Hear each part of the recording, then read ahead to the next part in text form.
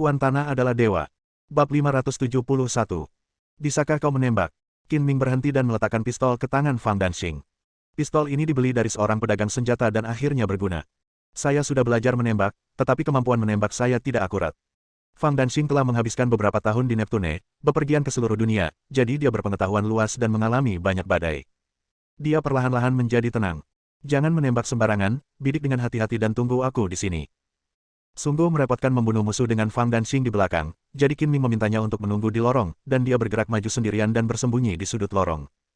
Suara langkah kaki yang berlari semakin dekat, dan 6 orang pria bersenjata muncul di hadapan Qin Ming dengan kemampuan penglihatannya. Mereka adalah 6 orang yang menjaga pintu masuk tambang utama. Qin Ming tidak terburu-buru menembak sampai orang tercepat berada dalam jarak 3 meter. Kemudian dia tiba-tiba menjulurkan moncong senapan mesin ringan, menarik pelatuk, dan peluru pun melesat. Dadada, dadada. Suara tembakan menggema di dalam gua, seperti alunan musik pemakaman yang dimainkan oleh dewa kematian. Darah berceceran dan 4 orang di antaranya tewas di tempat. 2 orang yang tersisa berlari pelan dan peluru mereka dihalangi oleh orang-orang di depan mereka, jadi mereka selamat. Namun, tidak ada tempat berlindung di lorong itu, jadi tidak ada tempat untuk bersembunyi. Qin Ming bersembunyi di balik sudut, bahkan tanpa memperlihatkan tubuhnya, hanya moncong senjatanya. Satu-satunya cara untuk menyerangnya adalah dengan meledakkan dinding batu itu. Orang-orang ini semuanya adalah tentara bayaran IZO Israel dengan pengalaman tempur yang kaya. Bahkan tanpa perlindungan, 2 orang yang tersisa saling berkoordinasi untuk memberikan perlindungan dan menembak dengan panik, berharap dapat menekan musuh dengan daya tembak. Mereka bertempur sambil mundur untuk menciptakan jarak, dan pada saat yang sama meminta dukungan melalui headset nirkabel. Qin Ming tentu saja tidak akan memberi musuh kesempatan untuk melarikan diri. Dia dengan cepat mengeluarkan pistol dari pinggangnya dan menembak dari kedua senjata secara bersamaan, dengan peluru menyembur keluar. Aduh, aduh. 2 kali teriakan terdengar, dan 2 orang yang tersisa tertembak dan jatuh ke dalam genangan darah. Mendengar panggilan itu, orang-orang yang tinggal di luar tambang bergegas masuk satu demi satu, termasuk mereka yang bersembunyi dalam kegelapan, termasuk tentara bayaran IZO dan anak buah Sanda. Saat ini, peralatan komunikasi tidak dapat lagi menghubungi Pers, Sanda, dan yang lainnya. Orang-orang yang menyergap di luar bukanlah orang bodoh. Mereka tahu bahwa sesuatu pasti telah terjadi pada orang-orang di tambang, jadi mereka sangat waspada dan membentuk formasi ofensif, dengan 4 orang dalam satu kelompok, saling melindungi saat mereka bergerak maju. Qin Ming mengambil beberapa senapan mesin ringan dan kembali ke sudut lorong, menunggu kesempatan. Akan sulit baginya untuk membawa Fang Danxing pergi dengan selamat kecuali dia membunuh semua orang musuh. Tidak lama kemudian, 4 sosok muncul, memegang senapan mesin ringan di tangan mereka, dan bergerak maju dengan hati-hati di sepanjang lorong. Berhenti. Salah satu dari mereka tiba-tiba mengangkat tangannya dan memberi isyarat untuk berhenti bergerak maju, karena senter taktis menyapu beberapa mayat, yang merupakan 6 orang yang telah dibunuh oleh Qin Ming sebelumnya. Musuh sudah dekat, berhati-hatilah. Begitu lelaki itu selesai berbicara, 2 moncong senjata hitam muncul dari sudut lorong yang jaraknya lebih dari 20 meter. 2 ular api menyembur keluar dan menembak secara melintang, dan peluru bersiul. Bang bang bang. Suara tembakan terdengar saat itu. Keempat pria itu tertembak hampir bersamaan dan tewas di tempat. Orang-orang yang mengikuti di belakang buru-buru berjongkok atau berbaring di tanah dan membalas tembakan. Sesaat, suara tembakan seperti petasan di sebuah festival, dan peluru beterbangan dan mengenai dinding gua, percikan api berkelebat, dan kerikil beterbangan. Kali ini, lebih dari 20 orang datang dan daya tembak mereka sangat dahsyat, tetapi Qin Ming bersembunyi dengan baik dan peluru tidak dapat mengenainya sama sekali.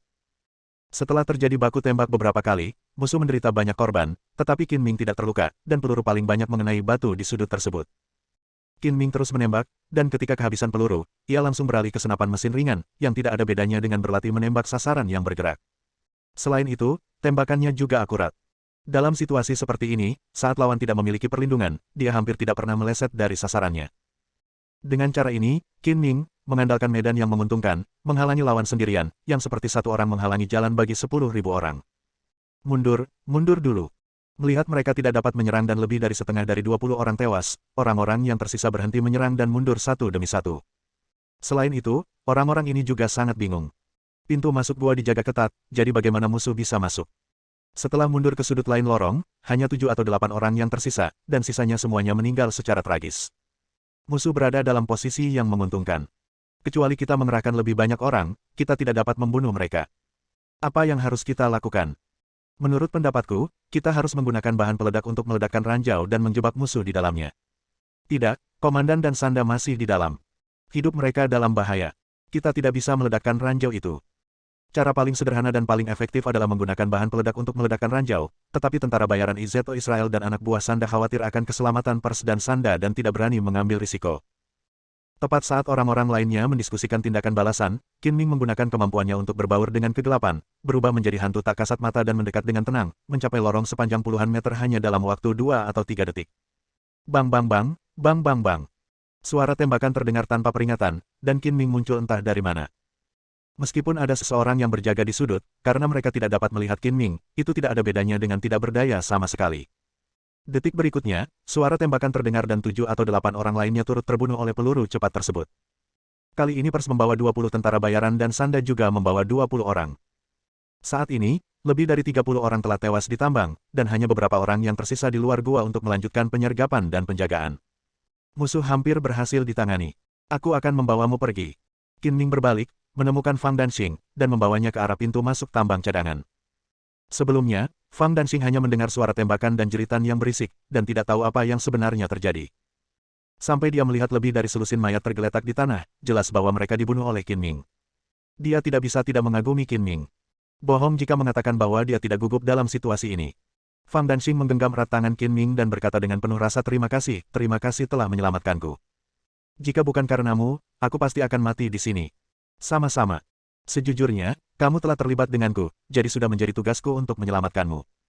Qin Ming tersenyum ringan, meredakan ketegangan dan stres Fang Danxing.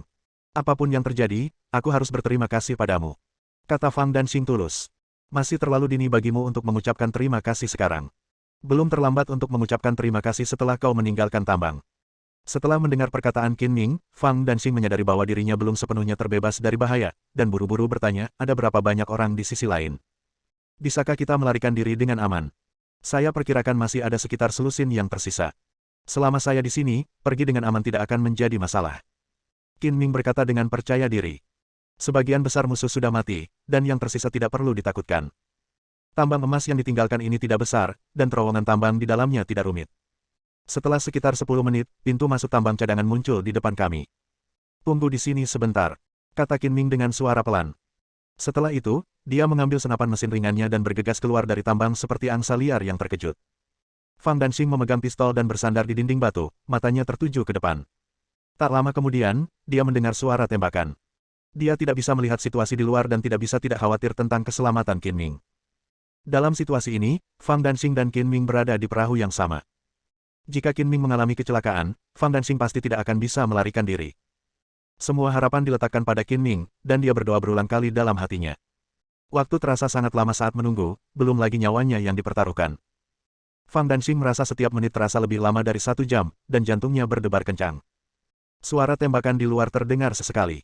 Fang Danxing tidak tahu apa yang sebenarnya terjadi dan menjadi semakin khawatir. Tangan yang memegang senjata sudah berkeringat. Dia sangat berharap Qin Ming akan kembali dengan cepat dan aman. Setelah lebih dari 10 menit, sesosok muncul di pintu masuk tambang. Karena gua itu gelap dan hanya ada sedikit cahaya bintang yang bersinar, jarak pandang sangat rendah. Fang Danxing sama sekali tidak bisa melihat siapa orang itu. Dia mengangkat senjatanya dengan tergesa-gesa dan berteriak, siapa kamu? Jangan bergerak. Jika kamu bergerak, aku akan menembak. Jangan tembak, ini aku. Mengenali suara Qin Ming, Fang Danxing sangat gembira. Dia bergegas maju dan bertanya dengan tidak sabar, apakah kamu baik-baik saja?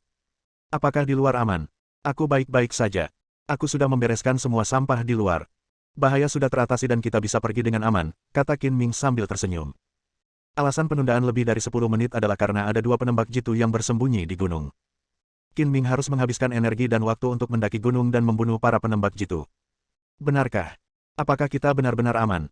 Fang Danxing hampir menangis karena gembira. Meskipun dia tidak disiksa selama hari-hari penculikan, dia selalu merasa khawatir dan merasa bahwa setiap hari seperti setahun. Sekarang setelah dia akhirnya terbebas dari bahaya, dia sangat gembira. Dia membuang pistolnya dan tak dapat menahan diri untuk tidak melemparkan dirinya ke pelukan Qin Ming, merayakan kegembiraan karena selamat dari bencana itu. Aku tidak tahu harus berkata apa. Terima kasih telah menyelamatkan hidupku lagi. Dengan menghitung waktu di Neptune, aku sudah berutang 2 kebaikan padamu. Aku pasti akan membalasmu 2 kali lipat di masa depan. Lebih baik melakukannya hari ini daripada menunggu hari yang lebih baik. Katakan padaku bagaimana kau akan membalas budiku sekarang. Semua orang yang berjaga dan menyergap di luar terbunuh. Tidak ada bahaya lagi. Qin Ming benar-benar santai dan berkata sambil tersenyum. Kamu telah menyelamatkan hidupku. Jika kamu membutuhkanku di masa depan, beritahu saja aku. Aku berjanji akan melakukan yang terbaik untuk membantu, apapun itu. Fang Danxing tidak dapat memikirkan cara untuk membalas Qin Ming sejenak, jadi dia harus mengungkapkan sikapnya terlebih dahulu. Benarkah? Mulut Qin Ming melengkung membentuk senyum jahat. Aku ingat saat di Siking, kamu mengatakan bahwa selama aku bisa menyelamatkan semua orang di kapal, tidak peduli apapun syarat yang aku ajukan, kamu akan setuju. Ya, aku sudah bilang kalau aku tidak akan mengingkari janjiku padamu. Kata Fang Danxing dengan nada tegas. Sudah larut malam, tidak ada yang mengganggu kita, dan kita berada di lingkungan yang sangat romantis. Tidakkah menurutmu kita harus melakukan sesuatu yang berarti untuk merayakan keselamatan kita? Kata Qin Ming dengan cemas. Suasana romantis semacam apa ini? Namun, Fang Danxing tidak peduli dengan kata-kata Qin Ming. Fokusnya adalah pada bagian kedua kalimat itu. Wajahnya sedikit memerah saat dia berkata, kamu. Apa yang ingin kamu lakukan? Apakah kamu benar-benar ingin aku menjelaskannya? Kita sendirian di hutan belantara, seorang pria dan seorang wanita, menurutmu apa yang harus kita lakukan? Goda Qin Ming, memegang erat pinggang Fang Danxing dengan kedua tangan dan mendorongnya ke dinding batu. Apa kau yakin ingin? Wajah Fang Danxing menjadi semakin merah. Dia benar-benar tidak menyangka Qin Ming memiliki kebiasaan seperti itu.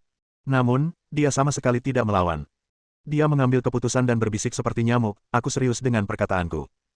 Kau boleh melakukan apapun yang kau mau, tetapi bisakah kita bertukar tempat? Bab 572. Itu hanya candaan untuk meredakan suasana tegang. Kamu tidak perlu menganggapnya serius. Lagi pula, di sini tidak ada tempat tidur atau mobil, dan tidak akan nyaman untuk melakukannya. Qin Ming melepaskan Fang Danxing dan berkata sambil tersenyum. Fang Danxing diam-diam menghela napas lega. Dia setuju untuk menepati janjinya, tetapi sebenarnya dia menolaknya di dalam hatinya. Namun, jika Qin Ming bersikeras, dia akan bekerja sama. Bagaimanapun, dia telah mengatakannya dengan lantang, dan dia siap menerima semua persyaratan yang diajukan oleh Qin Ming, termasuk mengorbankan dirinya sendiri. Setelah meninggalkan tambang, Qin Ming menemukan tempat pers dan yang lainnya bersembunyi. Dia memanggil salah satu mobil secara acak dan membawa Fang Danxing kembali ke kota. Untuk menghindari kecelakaan lagi, aku ingin segera pulang. Bagaimana denganmu? Setelah benar-benar terbebas dari kesulitan, Fang Danxing merasa lelah secara fisik dan mental dan ingin segera pulang. Aku akan pergi ke Swiss. Bagaimana kalau ikut denganku dan pulang bersama? Kata Qin Ming. Apa yang akan kamu lakukan di Swiss? Tanya Fang Danxing.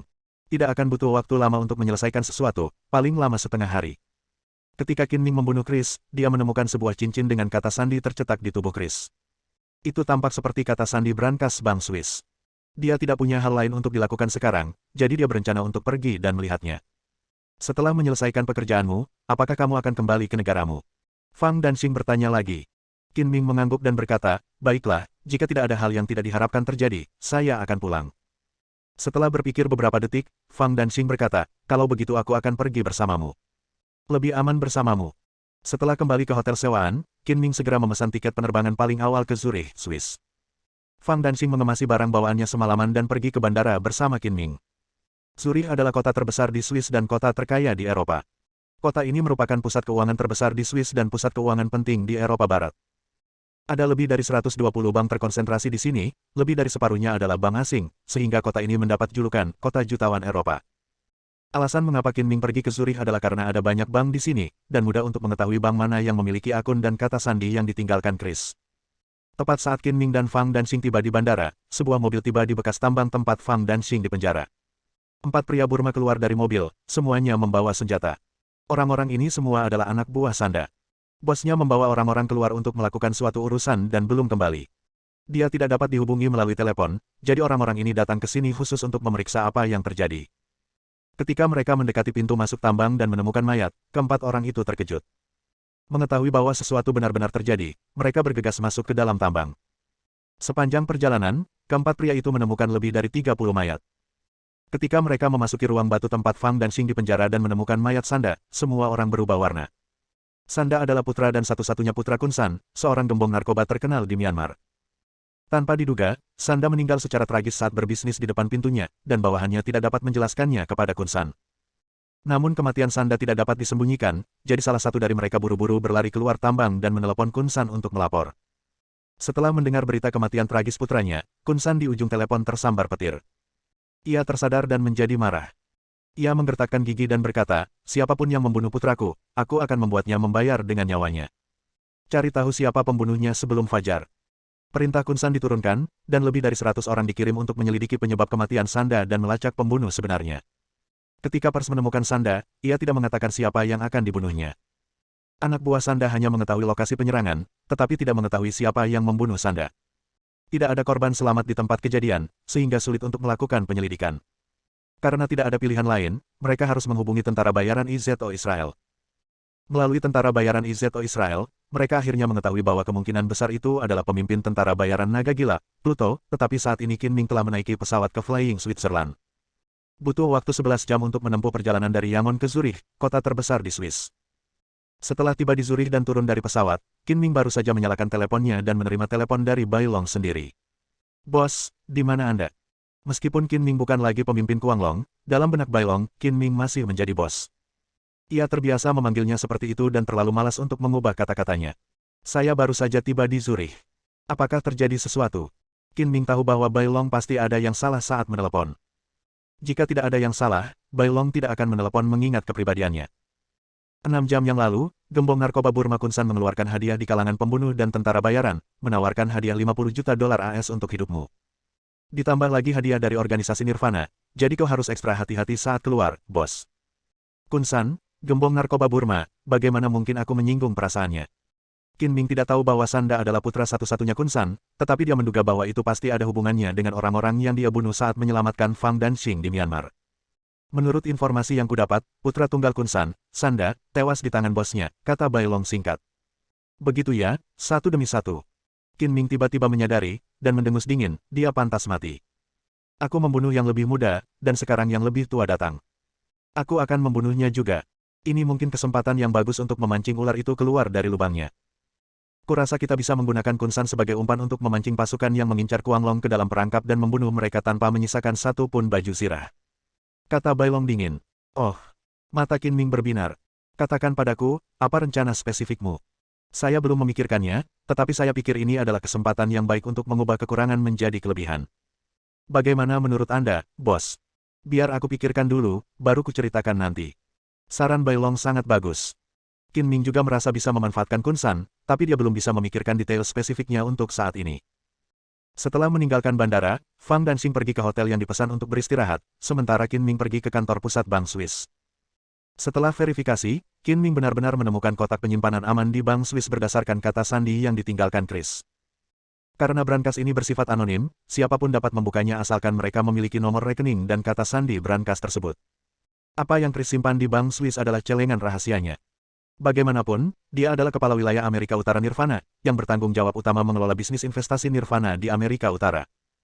Mudah baginya untuk menggunakan posisinya untuk menyembunyikan uang, tetapi dia tidak bisa memberitahu Nirvana, jadi dia membuka kotak penyimpanan anonim di Bank Swiss. Ketika Qin Ming membuka brankas itu, matanya berbinar. Di dalamnya penuh dengan emas batangan dan berlian, yang nilainya sedikitnya ratusan juta dolar. Untuk mencegah orang lain mengetahui brankas rahasia Chris dan mengambil barang-barang di dalamnya, Qin Ming mengatur ulang kode identifikasi dan kata sandi, lalu mengambil sebagian emas, menukarnya dengan dolar AS langsung di Bank Swiss, dan mentransfer uang tersebut secara daring ke rekeningnya sendiri. Saat keluar dari Bank Swiss, Qin Ming dalam suasana hati yang sangat baik, seolah-olah dia tiba-tiba menjadi orang kaya baru.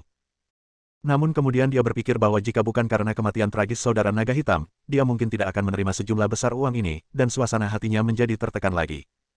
Jika waktu dapat diputar kembali, Qin Ming lebih suka menyerahkan sejumlah besar uang dan menyelamatkan nyawa Heilong. Sayangnya, waktu tidak dapat diputar kembali, dan dia hanya dapat menyimpan kenangan tentang saudara baiknya selamanya di dalam hatinya. Dari Pulau Kuang Long ke Yangon, Myanmar, dan kemudian ke Zurich, Swiss, Qin Ming tidak beristirahat dengan baik selama lebih dari 2 hari. Meskipun ia tidak lelah secara fisik, ia lelah secara mental. Ia berencana untuk beristirahat dengan baik di Swiss selama 1 atau 2 hari sebelum kembali ke rumah. Sesampainya di hotel, Qin Ming tidak ingin memikirkan apapun. Ia mandi air hangat yang nyaman dan berbaring di tempat tidur, hanya ingin tidur nyenyak. Sebelum dia menyadarinya, hari sudah gelap. Ketukan di pintu membangunkan Qin Ming dari mimpinya. Dia berbalik dan duduk, menggunakan kemampuan clairvoyance-nya untuk melihat keluar pintu. Fang Danxing terlihat berdiri di luar pintu, dengan seorang pelayan mendorong gerobak makanan di sampingnya, yang jelas-jelas ada di sana untuk mengantarkan makanan kepada Qin Ming. Qin Ming meregangkan tubuhnya, terbungkus handuk mandi, dan membuka pintu tanpa mengganti pakaiannya. Ia berkata dengan santai, "Pagi. Sekarang sudah malam, apakah kamu mengalami jet lag?" Fang Danxing tersenyum, merasa senang, setidaknya dia merasa telah terbebas dari bayang-bayang penculikan. "Kamu belum makan, aku sudah pesan makan malam, ayo makan bersama. Ada banyak hal yang terjadi akhir-akhir ini dan aku jadi bingung. Aku benar-benar lapar. Masuklah." kata Qin Ming sambil tersenyum. Pelayan datang sambil mendorong kereta makan, dan segera, hidangan barat yang mewah tersaji di atas meja. Pelayan itu kemudian mundur dengan hormat, menutup pintu di belakangnya. Makan, jangan lihat. Qin Ming bertelanjang dada, tidak malu sama sekali, dan mengambil pisau serta garpu untuk mulai makan. Fang Danxing berasal dari keluarga berada dan mengenyam pendidikan yang baik sejak kecil. Teman-temannya semuanya berasal dari kalangan atas, dan dia tidak pernah makan bersama pria bertelanjang dada atau setengah telanjang. Namun, Fang Danxing tidak menunjukkan rasa jijik atau hina. Dia tersenyum tenang, makan dengan elegan, dan mengobrol ringan, apa yang kamu lakukan di Swiss? Apakah kamu sudah menyelesaikan urusanmu? Saya baru saja melakukan beberapa hal kecil. Saya sudah menyelesaikannya. Saya bisa pulang kapan saja, kata Qin Ming sambil makan. Setelah tiba di Zurich, saya tiba-tiba merasa tidak ingin terburu-buru lagi untuk kembali, dan berencana untuk bermain selama 2 hari. Apakah Anda ingin tinggal beberapa hari lagi? Semua biaya perjalanan akan ditanggung saya. Fang Danxing merasa sangat menyesal karena tidak akan pergi bersenang-senang setelah datang ke Swiss dengan susah payah, jadi dia berubah pikiran. Apakah Anda mengundang saya untuk bepergian ke Swiss? Kata Qin Ming sambil tersenyum. Fang Danxing mengangguk. Saya dengan tulus mengundang Anda. Ini juga pertama kalinya saya mengajak seorang pria untuk bepergian ke luar negeri bersama saya. Saya harap Anda tidak menolak. Bagaimanapun, penculikan itu terjadi di Myanmar. Fang Danxing khawatir kecelakaan lain akan terjadi, jadi dia berusaha sebaik mungkin untuk mengajak Qin Ming ikut bersamanya. Jika Qin Ming menolak, dia harus mempertimbangkan untuk kembali ke rumah. Saya seharusnya merasa terhormat atas hal itu, tetapi saya minta maaf. Qin Ming mengangkat bahu dengan nada meminta maaf. Dia bisa saja menghadapi pembunuhan kapan saja. Jika dia membawa Fang Danxing bersamanya, itu hanya akan melibatkannya. Dia menolak dengan tidak berdaya, saya tidak bisa menemanimu. Apakah kamu sedang terburu-buru untuk pulang ke rumah karena ada sesuatu? Fang Danxing tidak dapat menahan diri untuk bertanya. Ya, aku punya banyak hal yang harus dilakukan, tapi waktu luangku tidak sebanyak kamu. Baiklah. Fang Danxing benar-benar tidak merasa aman jika Qin Ming tidak tinggal, jadi dia hanya bisa mengikutinya kembali ke Tiongkok. Dia berkata dengan menyesal, lupakan saja. Kapan kamu berencana untuk kembali ke Tiongkok? Aku akan kembali bersamamu. Jangan tertekan. Meskipun aku tidak bisa menemanimu bepergian ke Swiss, aku bisa meninggalkan kenangan indah untukmu. Kata Qin Ming sambil tersenyum. Tiba-tiba dia mendekatkan wajahnya ke Fang Danxing. Jika dia bergerak maju 4 atau 5 cm, dia akan bisa mencium bibir merah lembut Fang Danxing. Bersambung.